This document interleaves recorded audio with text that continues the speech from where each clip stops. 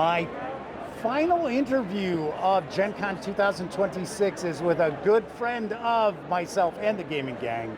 It is Stephen Chenault. That guy. From Troll Lord Games. How's it going, man? Guy. It's the UFO guy. It's the UFO which guy. we will talk a little bit about. Good because deal. you have an upcoming trip. I do. But we're going to talk about games first. Little games. Because Troll Lord Games is the home of Castles and Crusades, which you have seen tons of coverage over the years on the Gaming Gang. You're going to continue to, hopefully, continue to see lots of it. Plenty of coverage on the channel. Also, amazing adventures. Yep. You always have something cooking. We were just chatting over here about how Troll Lord Games actually releases more role-playing game content than I think any major publisher out there. We've got to be close. We hit a release about every 2 weeks or so. Yeah, that's where we are. Slowed down a little bit at the beginning of this year, but it's been fast and furious. So first thing I'll mention, Castles and Crusades, there's a fantastic starter set that's available if you're kind of curious about it. And if you don't know anything about Castles and Crusades, allow Stephen to tell you more. So Castles and Crusades is an RPG we first released in 2004. Part of the purpose behind it was the G20 market was in a state of flux. Can we say that? Yeah, flux sounds good. Flux. That's a kind way of putting it. Right, yeah. Right. But we really wanted to create a game that was fast-paced, kind of fell back on its roots where it's more theater of the mind, storytelling, or I don't even like to put it that way. It's the game that you want to play. So however you want it, when you played AD&D, whatever type of AD&D you wanted to play, you played it, right? And we went back to that spirit, but D20 had some great mechanics in it that allowed for much more logical, resolution at the table. So we took all of these concepts, rolled them together, came out with Castles and Crusades, and it is a fast, easy to learn, furious game. Anyone can pick it up. Takes about 15 minutes to learn to play the game, really. Oh, I would think, yeah. Not much. The hardest thing, I always say, the hardest thing is coming up with your character's name. That is, actually at my table, that tends to be it. It's, you learn to play it, then you're stumped. It's like, what's your name? Can you go online, just find a name generator and we can start playing already? Or we just released engineering names. Yes. Like a week ago. That was beautifully done, beautifully done. I've been doing this for a while. Actually, speaking of, I've got a copy right there you go. So, we talk about that. See, it's a busy con. People understand that. There's product being moved. Moving parts all the time. So let's talk about engineering names. So engineering names was originally the Book of Names. And I had Davis do this for a Kickstarter. Davis is my brother, David Chenault, co-wrote Castles and Crusades. And the idea behind it was just a really quick name generator. We eventually took that and put it on our screens so that the CK can generate names really fast. But then I was like, Davis, that engineering line, everybody loves it because we've got engineering towns, villages, castles, dungeons. Why don't we really expand this name thing and really go all in? So it's got human, demi-human, monster names, exactly, it's amazing. Well, and what he's done is he's created... Did I look excited or did I look like appalled with that? And there you go. Well, if you look at it, what Davis has done, and it's a stroke of brilliance, you can create, I don't know how Don't math... show me, show them. I don't know how math works, but you can choose your first name and second name and third name, and then the mix is a lot, right? So, because you can mix it all up. It's a lot of names. It's thousands and thousands and thousands of names that you can the combinations have to be it's huge. Practically endless. It's almost I will endless. Not say endless because I know it's not. It's not, but I'm sure someone could get in there and figure it all out and then let us know. There's 142,000 okay. My math skills aren't that good, so we're not going to do that. But math is hard. It's hard. It's exhausting. So that's one of the new releases. See, I think okay. So one thing I will point out, and you're not saying this, I'm saying this, and I swear to God, I am not an employee of Troll Lord Games. There are folks out there who think I'm an employee of Troll Lord Games. I am not. Just good friends. But, yes. But a lot of people have said that Castles and Crusades is the fantasy role-playing game that would have probably been Gary Gygax's final edition of Dungeons and Dragons. I think that's a fair assessment. We actually, what's really cool about CNC itself when the D20 flux was occurring, a good friend of mine, John Nephew, had met me at a restaurant in Vegas, and he said, "What are you guys going to do to cover for the D20 collapse?" And so we started. Flux. Yeah, the flux. Sorry, the flux. And I was like, well, it was a very funny conversation because I didn't know anything in those days. And I was like, what are you talking about? He goes, there's a bubble, it's fixing to burst, you better brace yourself. So I went back, talked to Mac and Davis, and we come up with the idea. Mac and they wanted to do a role-playing game for a very long time. So I'm like, let's start doing this. Meantime, we're working with Gary Gygax, of course. And Gary's wanting to do Castle Zagyg again, but he wants to do it. I told him the easiest way is to just a D20 it. He didn't want to do that because he had some issues with D20s. Level progression was too fast. He said, I need it to be a game like AD&D. Well, I had just told Davis and Mac, since I'm going to be the primary salesman for CNC, it needs to be like AD&D in that it's malleable. We can have an easy, fast-paced game. So when we created it, Gary got final approval of rules.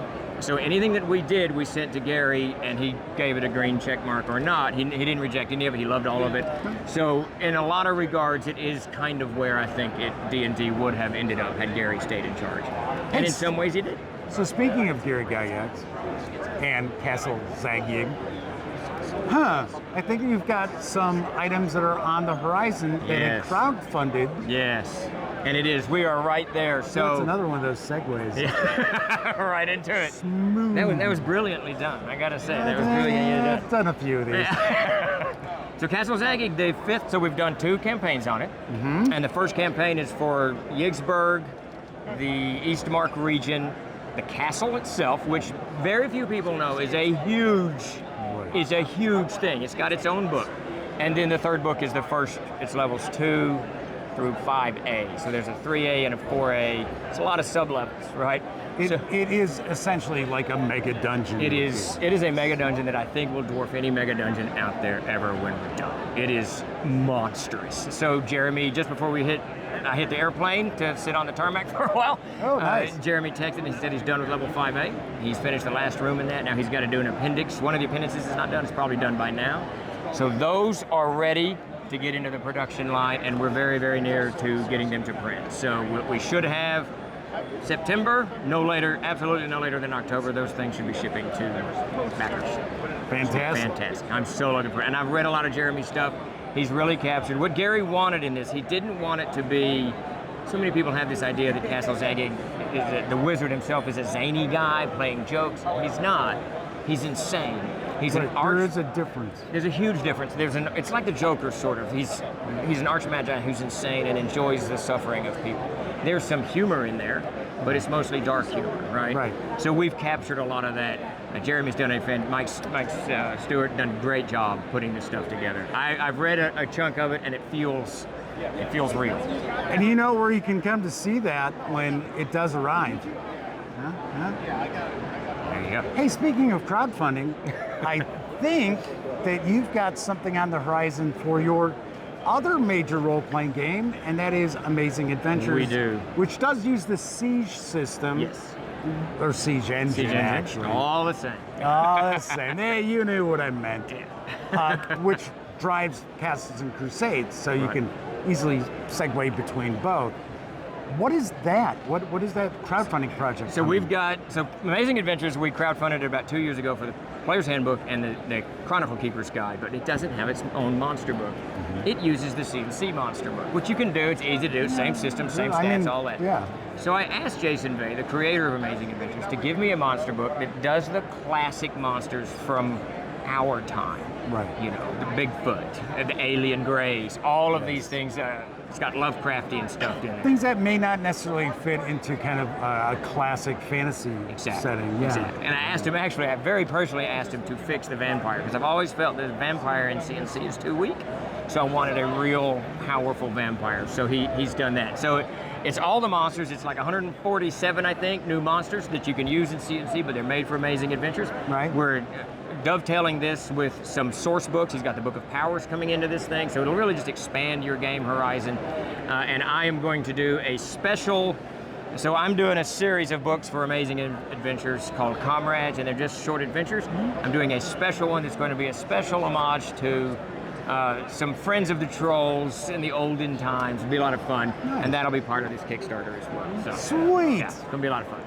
So, final thing I want to Backer talk kits. to you. It's on the backer kit, not Kickstarter. I know. Yeah. I do the same thing all the time. It's crazy. We're going to wrap up with something we joke about just about every time we talk. So it's, if you don't know, Stephen is really into UFOs. I am. This is a couple of years ago, I think. There's something out there. You started down the rabbit Yeah, hole. about three, maybe 4 Okay, years now, okay. probably, yeah. So you're going to be traveling to Roswell. I am. It's even better than that. Okay, so what do you got So- planned? Are you going to storm Area 51? Very close. We're going to Area 51. I'm going to Rachel, Nevada. This will be the first week of September. I'm going to Rachel, Nevada. Now you just let the feds know. Ah, damn it. There's a little They're town going to there. hide everything now. In Rachel, and this is right, look, I think it's next to the East Gate, and in there's an inn, a motel called the Aliens. Yes, Alien. I've seen a picture of it. So we're yeah. staying there, we're going to eat there, we're going to enjoy Area 51 down to Roswell from there. It's going to be a lot of fun. My poor wife's going with me. She's going to put up with my yammering for 7 days. I listen to this at home. I know. She doesn't listen to me. Oh, well, That stopped a few years ago. Yeah, okay. It's like he's droning on again Yeah, about he's this. saying, what is it? She called me Captain Gumflapper the other day. So So, what is some interesting UFO factoid? Because I'm not saying they don't exist. I'm not saying they exist. I don't know what's happening. To me, I've always thought, it's pretty conceited for humanity to think, oh yeah, we're the only That's insane. thinking creatures, intelligent creatures that are out there. Yeah. And even that, to take it a step further, and then to think that other civilizations haven't developed technology greater than ours, right?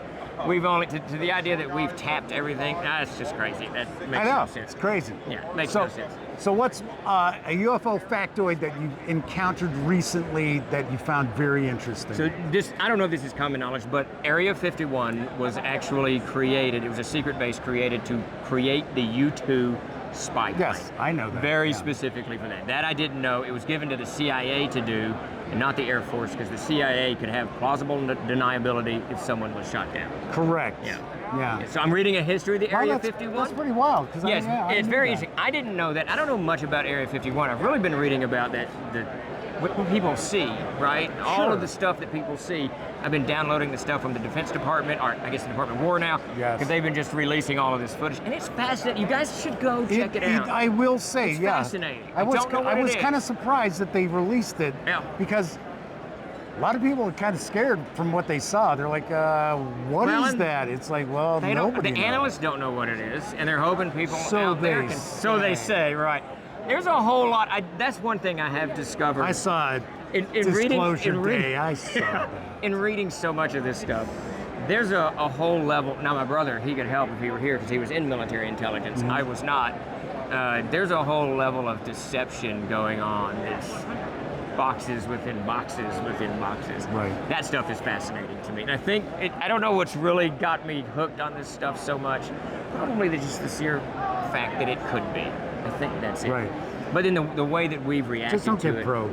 That's all I'm saying. You know, Be careful. if some aliens show up and want to take me off on a All of a sudden, you on a ride, you get I'm home in. from the con, and the men in black come knocking on. Yeah, then I won't remember it, right? That's what. If I get experience, what do they say? Abducted. If I become an experiencer, and then I don't remember it, that would suck. Right. What's that about? And then you're always questioning, what Right. was that? Why do I have those? One last thing. Oh wait, here I'll give you a thing people may not know. Okay. So, Kenneth Arnold, the guy who first saw the flying saucers, and he didn't actually see flying saucers. And he fought that argument for his whole life. What he saw was a horseshoe-shaped craft that flew erratically as if it were a saucer being skipped on water. And when he said that, the press picked up the saucer side, but not the horseshoe side. So, there's your fact. There you go. That is you something go. I did not know. Yeah. There you go. Now, one last item I am going to mention. You were talking about your brother and your service, which is, of course, appreciated. Thank I you. do want to bring up the special things that you do for veterans out there? We do. It's a 50. If you are a veteran of any of the 6 branches, you get a 50% discount on anything you buy at Roller Games. It doesn't matter whether you're retired or wherever, active duty, whatever. And if you're in theater, and we've got an active theater now in the Gulf, and your unit needs some entertainment in your libraries, give us a shout. We'll send it to you for free. So I want to make sure to get that out for folks too. yeah, we got people in the danger zone again. So Yes. yeah. Any last non-UFO related item that you want to share What with is the there? audience? What is there? But we do have it. We have a backer kit campaign coming on Amazing Adventures. Please come check it out. And as always, thank you for having me on the Of show. course. Hey, thanks for Absolutely. allowing me to hang out at the booth. Anytime.